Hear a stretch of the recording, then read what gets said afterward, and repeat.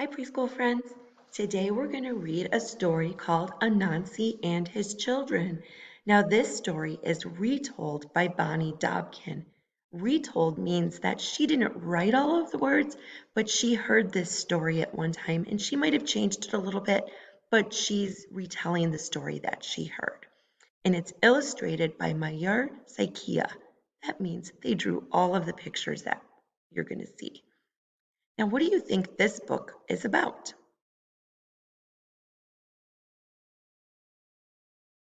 You might be right. I see a spider, so I think it's going to be about a spider. Let's find out what it's about. Anansi and his children. Far, far away in the land of the Ashanti, there once lived a most marvelous creature. His name was Anansi, and he was a spider. Marvelous means very, very special. Some said Anansi was wise. After all, he had lived a long time, and he was great friends with Naomi, the god of all things. Some said Anansi was clever. After all, he could weave marvelous webs and spin magical stories. Some said Anansi was a mischief maker. After all, he loved to play tricks on both enemies and friends, and sometimes on his own family.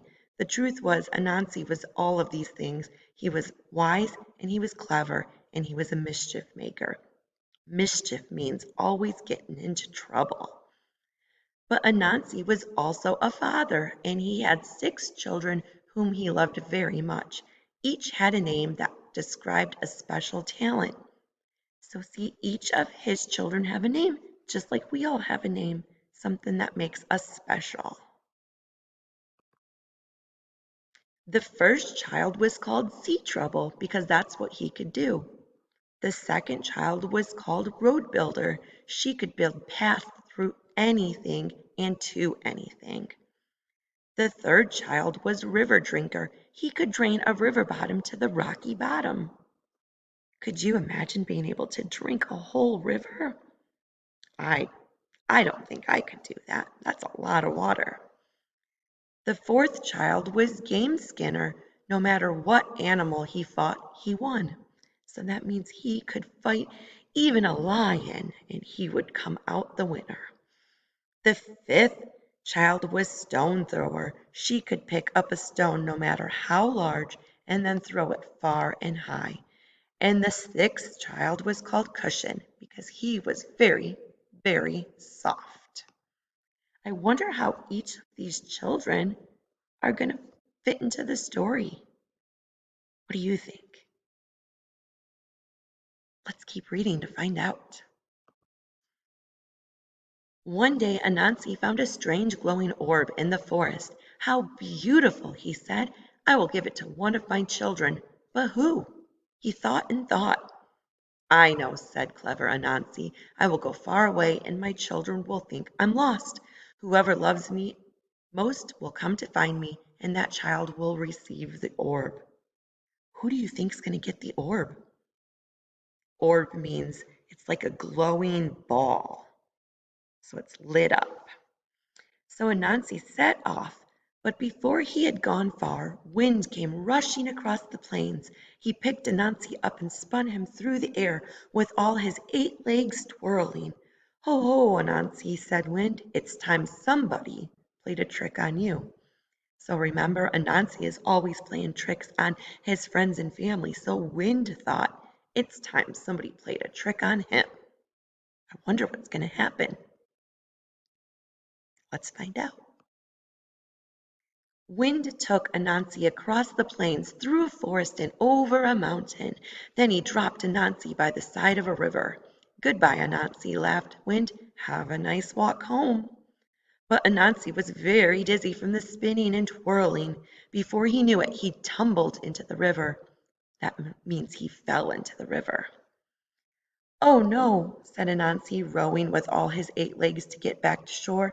But before he could reach land, a big fish saw him wriggling, swam up and swallowed him. "Oh, no, I wonder what's going to happen to Anansi." Do you think his children can help him? Let's find out. Back at home, Sea Trouble saw what had happened. "Father's in trouble," he cried. "We must go and save him." So we were right. His children are going to be able to help him. Road Builder hopped into action. She spun a path across the plains, through the forest, and over the mountain, and to the river. So far, each of them is using their special gift. Sea Trouble saw what happened, and Road Builder is going to get them to their father.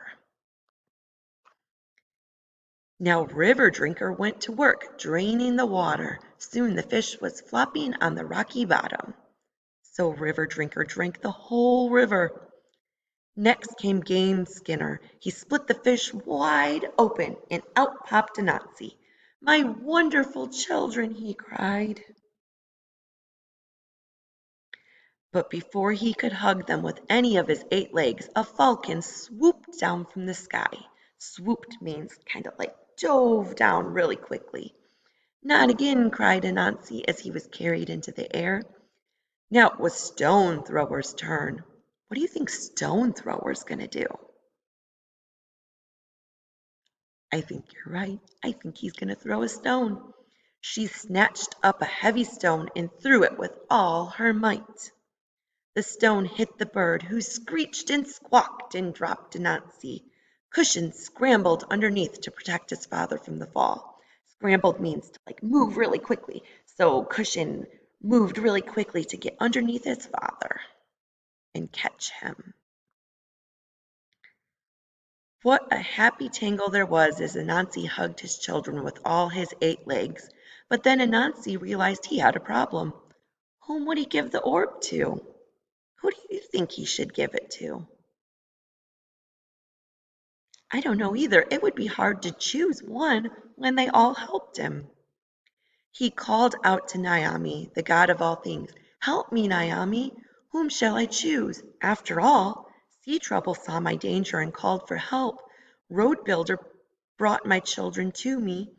River Drinker drained the river that hid me. Game Skinner opened the fish that swallowed me.